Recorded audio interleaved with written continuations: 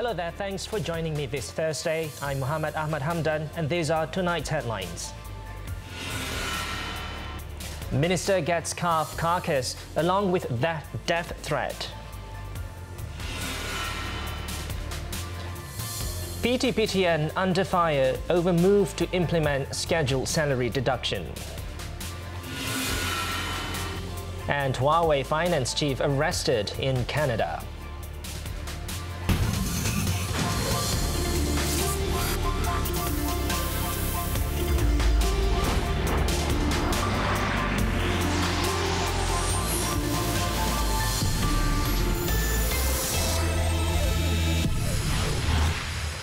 Good evening.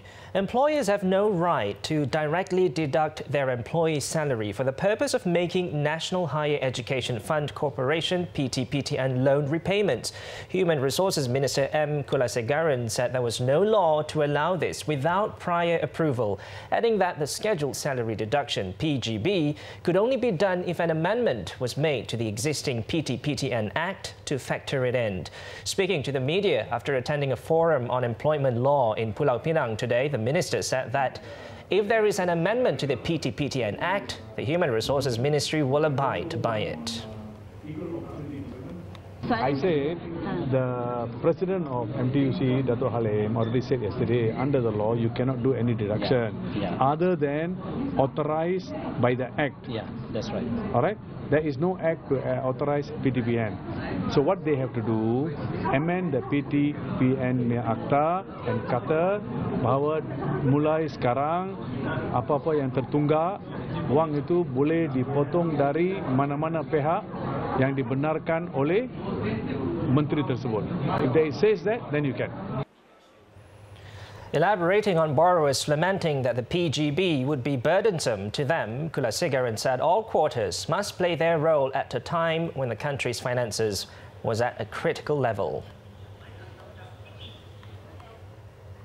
Beginning January 1st next year, the minimum contribution of employees and employers to the Employees Provident Fund (EPF) will be aligned with the Minimum Wages Order Amendment 2018 of 1,100 ringgit for both Peninsular Malaysia and Sabah and Sarawak. The EPF said a minimum contribution of 264 ringgit was expected to be received from every worker who earned monthly wages, subject to being employed for the full month under the new measure.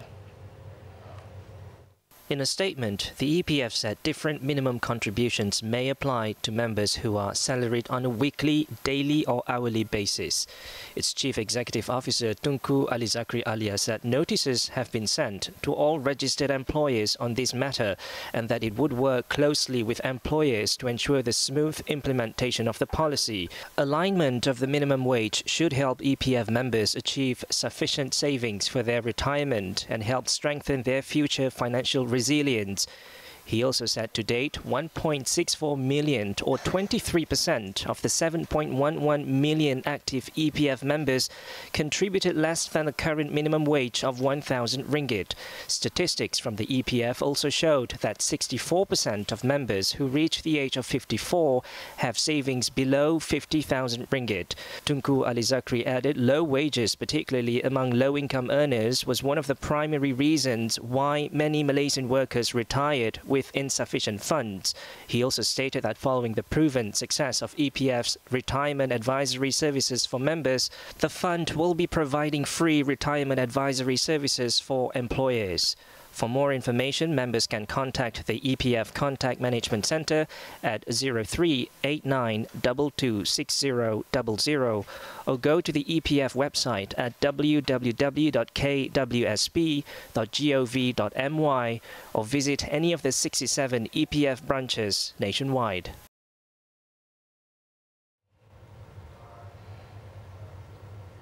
On to the Dewan Rakyat sitting. BN members of Parliament today staged a walkout as a show of protest after Speaker Datuk Muhammad Arif Mat Yusof was adamant in disallowing MIC Vice President Datuk C. Sivaraj into the House. The protest, led by BN Chairman Datuk Sri Ahmad Zahid Hamidi, was staged 10 minutes before the House took a lunch break. At a press conference following the walkout, Datuk Sri Zahid said the Cameron Highlands MP had the right to remain in Parliament as he still had 2 weeks to appeal against the court's decision to invalidate his victory in the May 9th elections. Dalam hal ini, ahli-ahli Parlimen Barisan Nasional memprotes kerana seseorang ahli Parlimen yang telah diisytiharkan disalah lapor pilih, iaitu melakukan salah pilihan raya, adalah berhak untuk berada di dalam persidangan Parlimen sehingga mana tempoh rayuan 14 hari telah tamat.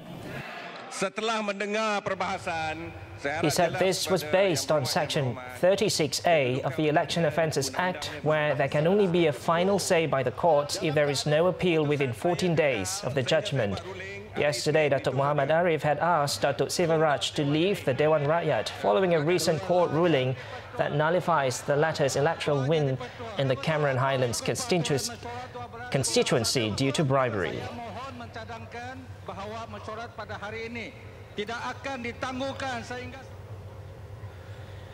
Immunization services are available for all children, including those without documentation at health facilities nationwide. Health Minister Datuk Sri Dr. Zulkifli Ahmad said, however, those who fail to provide proof of identity as a citizen will be charged the immunization fee based on the Children Healthcare Services fee.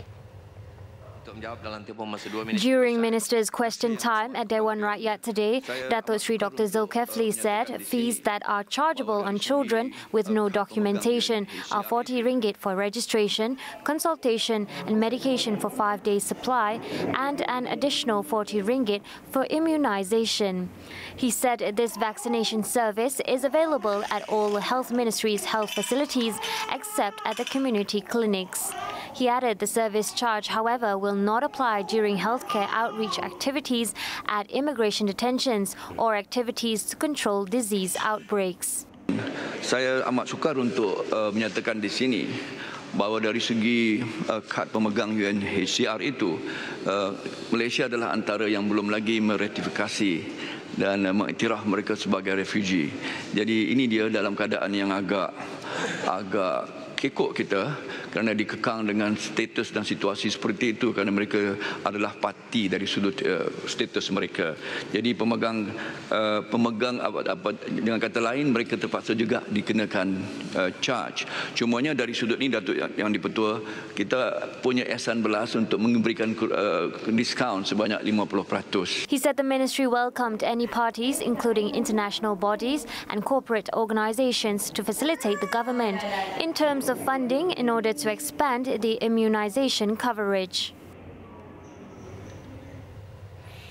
Former Prime Minister Datuk Sri Najib Tun Razak today spent 4 hours at the Malaysian Anti-Corruption Commission MACC headquarters in Putrajaya over the alleged tampering with the One Malaysia Development Berhad 1MDB audit report. He was seen leaving the building in a black car at 2:30 p.m.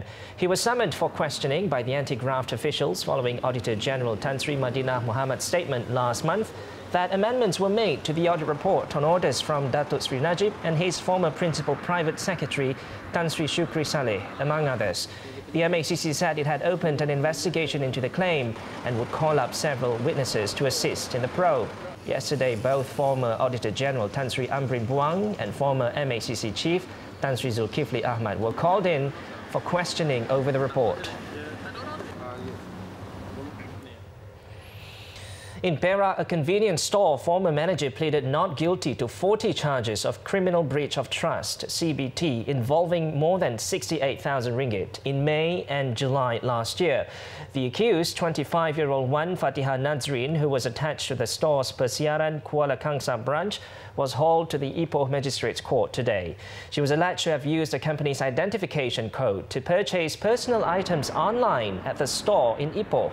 The case is being probed under Section 408 of the Penal Code, which provides a jail term of up to 14 years and whipping upon conviction. The court set bail at 28,000 ringgit with one surety and set January 18th for remention of the case.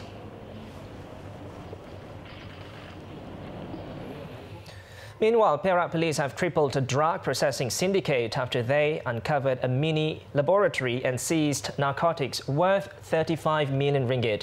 Bukit Aman NCID Director Datuk Sri Muhammad Saleh said 4 local men were also arrested last Tuesday to facilitate probe. The mini lab was hidden within an apartment in Taman College Perdana in Kampar, while the drugs were kept in a store in the Gopeng industrial area.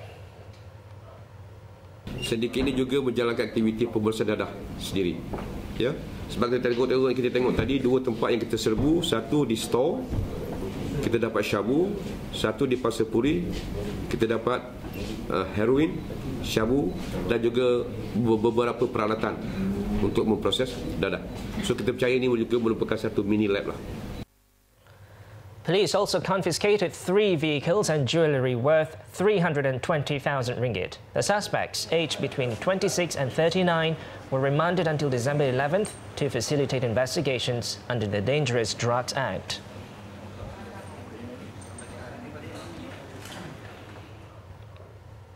Agriculture and Agro-based Industry Minister Datuk Salahuddin Ayub said he was perplexed at being the target of a death threat recently after a note and the carcass of a calf was delivered to one of his service centres. He said he initially thought that the action was merely a prank played on him before being told by the police that the case was genuine.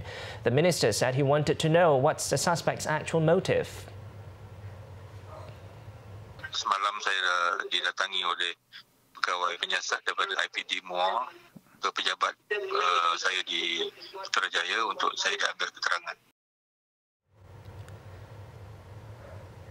It was previously reported that the carcass and death note was placed in front of the Simpang Jeram Service Centre in Muar, Johor on Sunday. Johor Police Chief SAC Kamaluddin Kasim, when contacted, confirmed the incident. He said the suspect has been apprehended and is being remanded to assist in the investigation. The case is being probed under Section 506 of the Penal Code for criminal intimidation.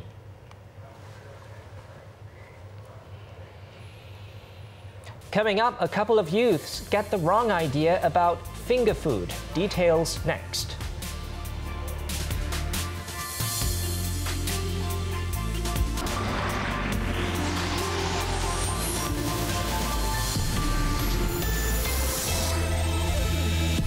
Thanks for staying with us on 7 Edition. Let's hop on to our daily segment Clickbait, where we take a look at what's trending and making rounds in the cyber world today. Now, some foods taste better eaten straight out of the jar, be it your favorite chocolate or peanut butter spread. For some who can't contain the habit, they even have their own personal comfort food in a jar as an easy snack to bring around without having to share it with anyone. And that's totally okay. But what's not okay is when a bunch of boys decided to dip their filthy fingers in new jars right from the supermarket shelves just to get a taste. Here's a story. In a Facebook posting uploaded by We Are Malaysians, a video shows a couple of youths opening sealed products in a supermarket by puncturing the protective foil with their fingers.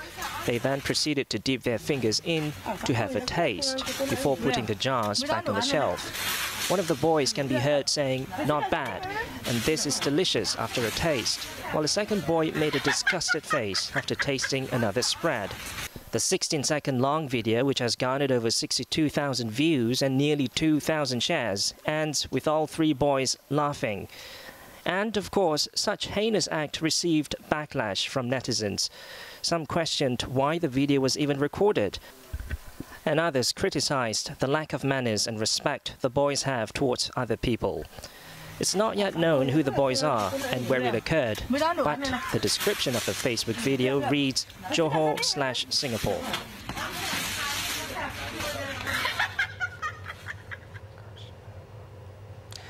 When you think of breast cancer, you often think about your own or even your mum's health.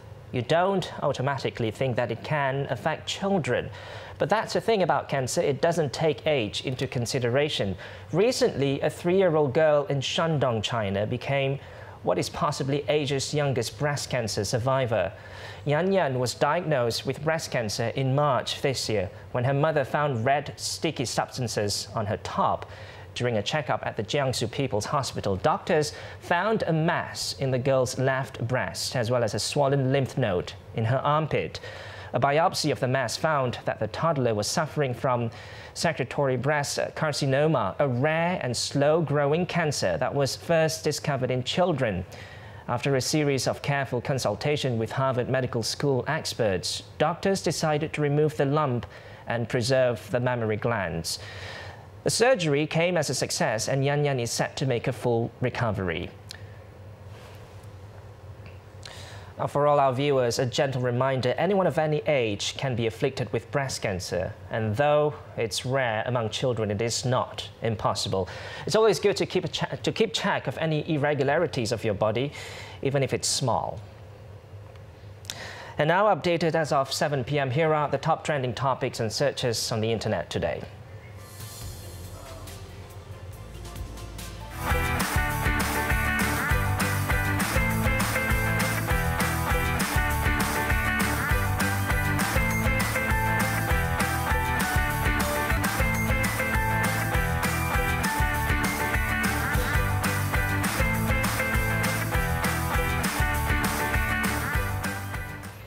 Now, a renowned hotel chain has taken it upon itself to recycle over 1,000 discarded bar soaps in a bid to help the underprivileged.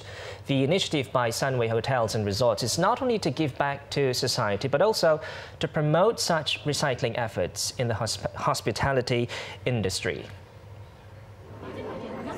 The Soapful, a soap repurposing project, was aimed at reducing the use of resources and pollution while helping the needy and improving their quality of life. The project's manager, Tommy Bissek, said through the philanthropic effort, the hotel group has recycled some 100 kilograms of used soap bars collected from its chain of 8 properties nationwide since July this year. 1,000 bars of repurposed soap were then presented to Pertubuhan Anak Yatim Darul Ihsan, Malaysia. We allow the sustainable element of orphans to either sell it to make money, to learn the process of recycling, reusing. The Maiden Social Enterprise project was also graced by Selangor Raja Muda Tengku Amir Shah Sultan Sharafuddin Idris Shah. At the end of the one-year project, it is hoped that the orphanage would be able to produce their own repurposed soaps for personal use or to be sold as part of their social enterprise programs. The Prime Minister has expressed concern over corrupt practices that are becoming increasingly common among the people that they are willing to ignore the negative impact on society and the country. Dr. Mahathir Mohamad described the symptom as inculcating bad habits among members of society, that it became part of the culture and it had always been in existence in the world community. In his latest blog entry, the Prime Minister said the public generally considered corruption as a bad and horrible practice, but those who were corrupt would hide it as they realized that it was against both the law and religion. However, he said when corrupt practices were accepted by the community as a common thing that could be publicly disclosed, then there would be no sense of shame for doing so, either by the givers or the recipients. During the reign of cash is king or money is king, the practice of giving and accepting bribes became one of the values of life and culture. Dr. Mahathir said even though people realized that bribery was bad and prohibited, the recipients would not take long to accept it. He said while the priority is the satisfying of one's greed, the negative effects on society are trivialized. Whether it is good or bad, the Prime Minister said bribery feeds greed and is believed to be profitable.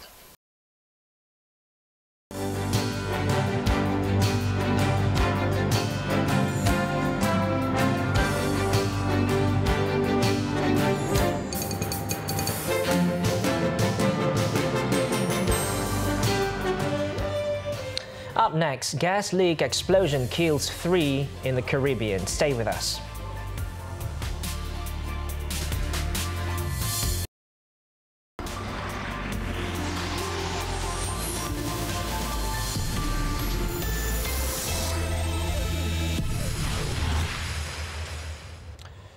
Welcome back. Onto the foreign front. The daughter of the founder of Chinese telecoms giant Huawei has been arrested in Canada and faces extradition to the United States. Beijing on Wednesday protested the arrest of Meng Wanzhou, the Huawei chief financial officer (CFO), and urged her immediate release. Huawei in a statement said the company has been provided very little information regarding the charges and it was not aware of any wrongdoing by the CFO.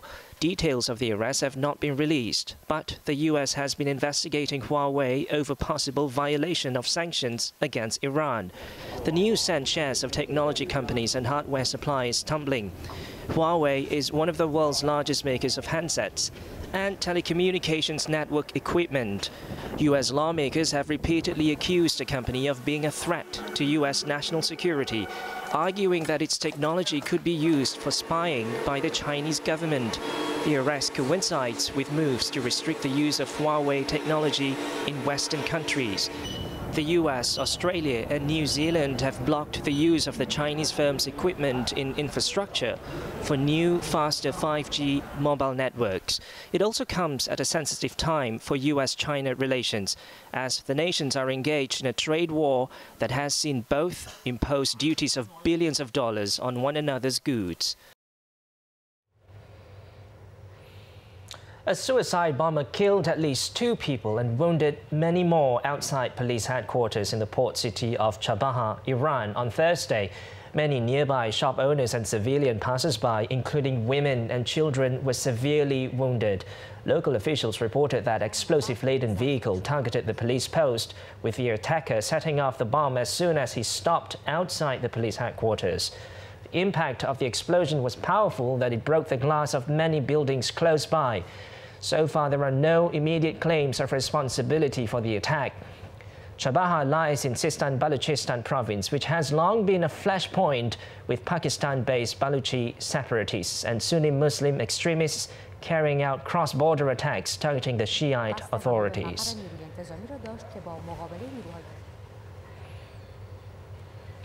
And over in Caribbean, a big explosion tore through a plastic company in the Dominican Republic's capital on Wednesday, killing at least 3 people and injuring over 44 others.